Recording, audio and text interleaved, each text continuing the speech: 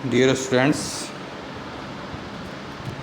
Income tax में अभी तक हमने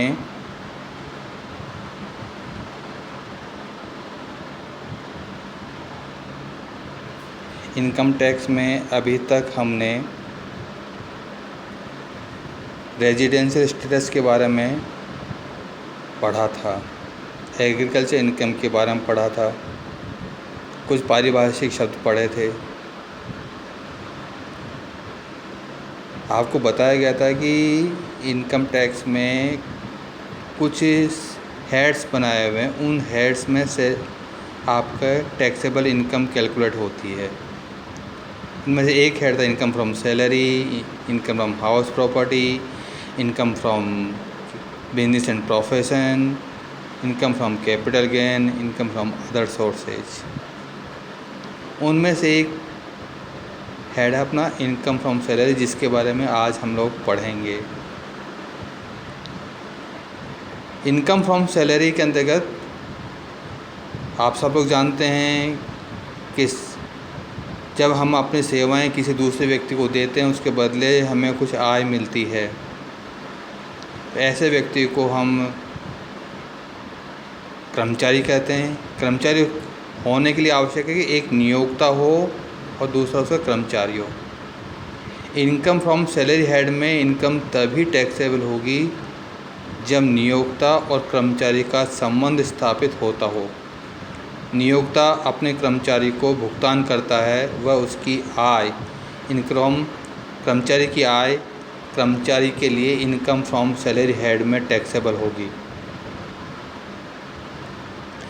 एक बात जैसा शुरू में बताया है कि यहाँ पर यदि किसी कर्मचारी का संबंध नियोक्ता और कर्मचारी रूप में नहीं होता है, तो प्राप्त राशि यह इस हेड में टैक्सेबल नहीं होगी।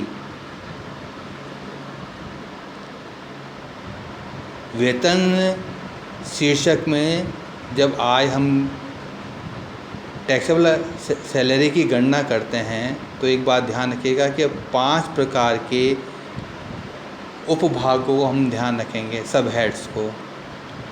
एक तो जो मॉनेटरी रूप में सैलरी मिल रही है, इसका नाम वेजेज भी हो सकता है, इसका नाम इनकम भी हो सकता है, किसी फॉर्म में मिल रही हो। केवल ये ध्यान रखना चाहिए उनके बीच में नियोक्ता और कर्मचारी का संबंध होना चाहिए, वह इस हेड में टैक्सेबल होगी। इस हेड में न्यू पेंशन स्कीम जो 2004 में लागू हुई थी, इसमें नियोक्ता कर्मचारी को जो कंट्रीब्यूशन पे करता है, एम्प्लॉयज़ कंट्रीब्यूशन, वह इस हेड में टैक्सेबल होगा। हमको वेतन के स्थान में कोई लाभ मिला है, profit in lieu of salary, वह इस हेड में टैक्सेबल होगी। हमको कोई परक्विजिट्स अनुलाभ प्राप्त हुए हैं, कुछ सुविधाएं प्राप्त हुई हैं अपने नियोक्ता से, वह भी इस हेड में टैक्सेबल होंगी। इसके साथ ही इस हेड में कुछ कटौतियाँ भी प्राप्त होंगी, जिनमें स्टैंडर्ड डिडक्शन के संबंध में हो सकता है, एंटरटेनमेंट अलाउंस के संबंध में हो सकता है, कुछ प्रोफेशनल टैक्स के संबंध में हो सकती है। ये कटौतियाँ पहले जो 4 भाग बताए मैंने, monetary salary, contribution, employers contribution, profit in lieu of salary, perquisites, इन चारों के योग में ये धारा 16 में जो स्टैंडर्ड डिडक्शन की कटौती, इंटरटेनमेंट अलाउंस की कटौती, प्रोफेशनल की कटौती, टैक्स की कटौती, ये घटा देंगे, तो हमको टैक्सेबल इनकम फ्रॉम सैलरी प्राप्त हो जाएगी। यहाँ पर थोड़ा सा इनका विस्तार से हम समझ लें। वेतन के अंतर्गत मूल वेतन सम्मिलित होता है। जो कर्मचारी होते हैं, उन कर्मचारियों को कई प्रकार से सैलरी का भुगतान होता है। उनमें मूल वेतन हो सकता है, डीए हो सकता है, आपको कुछ सुविधाएं, आपको उनका भुगतान कंपनी द्वारा किया जा सकता है, बोनस का भुगतान किया जा सकता है, कमीशन का भुगतान किया जा सकता है। ये सब सैलरी हेड में सम्मिलित होंगे।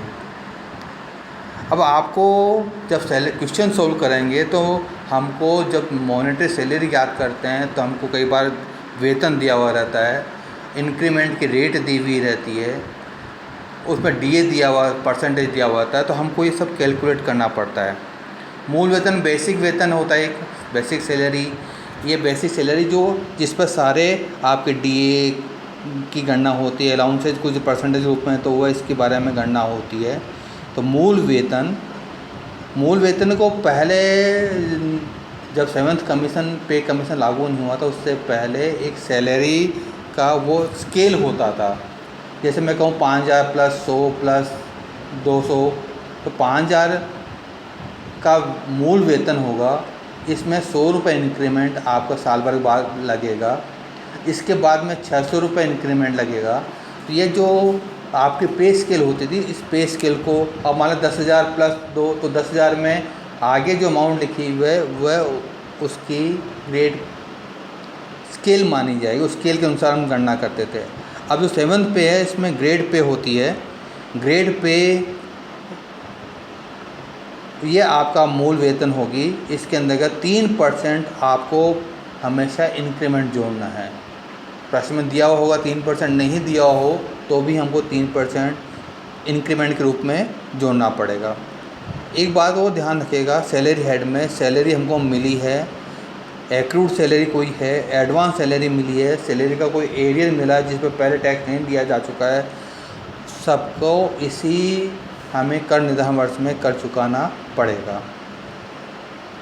जब ये हमको मूल वेतन हमने ज्ञात कर लिया है, तो इस पर डीए का परसेंटेज हम ज्ञात करते हैं। डीए सरकार समय समय पर घोषित करती रहती है। वह जो प्रतिशत घोषित किया गया है वह मूल वेतन का उतना प्रतिशत। जैसे हमको 5% डीए घोषित किया है, पहले 10% मिल रहा था, तो अब 15% मिलेगा। तो बेसिक का 15% ये डीए कहलाएगा। तो जो परसेंटेज है, जितनी सरकार की घोषणा की, पहले वाले दर में उस राशि को जोड़ दीजिएगा, वह आपके डीए के रूप में कैलकुलेशन होगा। जैसे मैंने उदाहरण दिया अभी कि हमको 1 जनवरी 2018 को हमारा डीए था 10%। जुलाई के अंतर्गत हमको 5% डीए और डीए घोषणा करते हैं, तो जुलाई महीने से हमको 15% डीए लेना है। इसी तरह सरकार जब जब घोषणा करे उतनी राशि जोड़कर डीए की गणना करनी है। इसी हेड में जैसे पहले बताया, कोई कमीशन हमको मिला है, कोई बोनस मिला, लेकिन ये दोनों बातों को ध्यान रखिए, कमीशन और बोनस यह नियोक्ता से मिलने चाहिए। हमको ये बोनस और कमीशन किसी और व्यक्ति से मिले, किसी और काम के लिए मिले जहाँ पर हमको नियोक्ता का संबंध हमारा नहीं है, तो वह आय यहाँ पर नहीं मानी जाएगी। जैसे अब सरकार घोषणा करती है बोनस की, तो बोनस सरकार एम्प्लॉयर है, ये घोषणा करती है बोनस मिलेगा। किसी प्राइवेट फर्म में नौकरी करते हैं हम, वहाँ पर वह हमको बोनस के रूप में कोई राशि पे कर रहा है, तो वह राशि भी यहाँ पर सैलरी हेड में जोड़ी जाएगी। और साथ में जिसका हम बाद में विस्तार से अध्ययन करेंगे, अलाउंसेज। कुछ सुविधाएं हमको सरकार या हमारे नियोक्ता द्वारा हमको भुगतान की जाती हैं, वह सुविधाओं की राशि भी यहाँ पर जोड़ी जाएगी। इनमें से कुछ सुविधाएं आपकी पूर्णतया टैक्स फ्री होती हैं, पूर्णतया टैक्सेबल होती हैं, कुछ पार्टली टैक्स फ्री हो यानी पार्टली टैक्सेबल होंगी। जैसे हमको महंगाई भत्ता मिल रहा है, पूर्णतः टैक्स अलाउंसेज है, पूर्णतः टैक्सेबल होगा। हमको मेडिकल अलाउंस मिलता है, हमको सिटी कंपनसेट अलाउंस मिलता है, हमको रूरल सर्विसेज में काम कर रहे हैं वहाँ को अलाउंस मिलता है उसके नाम पर, ये सब हमको पूर्णतया टैक्सेबल होंगे। इसी तरह कुछ हमको टैक्स से फ्री होते हैं, जैसे ट्रेवलिंग अलाउंस है, हमको ट्रेवलिंग अलाउंस है, कन्वेंस अलाउंस मिल रहा है, ये पूर्णतया टैक्स फ्री होते हैं। कुछ पार्टली होते हैं, जैसे हाउस रेंट अलाउंसेज है, ये पार्टली होते हैं। तो इनका हम आगे विस्तार से अध्ययन करने वाले हैं, इनके अलग अलग नियम बने हुए हैं, उन नियमों का विस्तार से अध्ययन करेंगे। यहाँ पर केवल इतना सा आज केवल इतना समझिएगा कि सैलरी हेड में हमको मॉनेटरी सैलरी मिल रही है, नियोक्ता से एनपीएस का कोई अंशदान मिल रहा है, वेतन स्तर पर कोई लाभ मिल रहा है, कोई हमें अनुलाभ मिला है, बोनस, कमीशन, ये सब राशियाँ जोड़ने पर इस हेड में हमको जो टोटल आएगा वह total salary from gross salary from income कहलाएगी। इसमें से जो शुरू में बताया 3 प्रकार के हमको डिडक्शन मिलते हैं, विशेषकर हमको स्टैंडर्ड डिडक्शन तो सभी कर्मचारियों को मिलता है। स्टैंडर्ड डिडक्शन 50,000 रुपये ये घटाने हैं। एंटरटेनमेंट अलाउंस के नियम बने हुए हैं, वह यदि हमको हमारी श्रेणी में आता है तो वो घटाएंगे। कोई प्रोफेशनल टैक्स की राशि है वह घटाएंगे। उसके बाद में हमको income from salary, taxable income from salary प्राप्त होगी। इसके बारे में हम और आगे, चूँकि हमको बताया चैप्टर बहुत लंबा है, हमको बहुत सारे नियम बने हुए हैं अलग अलग, उन नियमों के बारे में विस्तार से हम लोग पढ़ेंगे। अगली बार जब हम क्लास होगी हमारे तो अलाउंसेज के बारे में पढ़ेंगे। कौन से अलाउंस फुली टैक्स फ्री हैं, कौन से हमारे फुली टैक्सेबल हैं, कौन से party taxable, partly tax free हैं, इनके बारे में अध्ययन करेंगे। आप लोगों को मैं व्हाट्सएप भी भेजने वाला हूँ, वो भी देखिएगा। और कोई चीज़ समझ में नहीं आए तो हमको व्हाट्सएप पर हमसे या मेरे फ़ोन पर आप पूछ सकते हैं। धन्यवाद।